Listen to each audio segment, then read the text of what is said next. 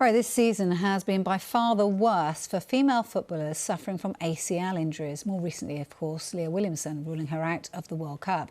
Now, females are up to 6 times more likely to suffer an ACL injury than their male counterparts. So, why is it happening so frequently? Well, consultant orthopaedic surgeon Nev Davies explains why. There obviously has been a run of injuries at the top level, and I think unfortunately it is just the tip of the iceberg of a bigger, wider problem, particularly in the UK. There's emerging evidence now that the environments that girls play sport in could be much better, much improved to encourage girls into sport. From another factor, there's definitely evidence that muscle control around the knee is really important. So the muscles that cross the knee and further proximally, so we call them the gluteal muscles particularly, and your core and your trunk muscles are really important to control, to help stop mitigating these injuries.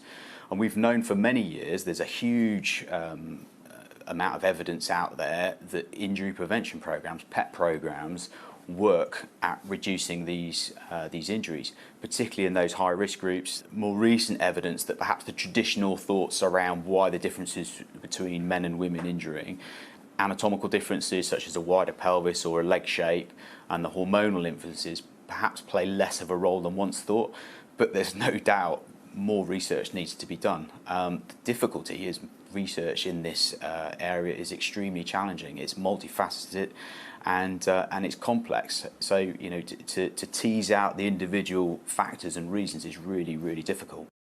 Yeah, so a really bad week then for England fans, with Leah Williamson ruled out of the World Cup after suffering that ACL injury in Arsenal's defeat to Manchester United. And if that wasn't bad enough, Lucy Bronze was then forced off for Barcelona in their Champions League semi-final first leg. Now, an update on her fitness is yet to be announced, but Sue Smith says it makes for real concern heading into the World Cup.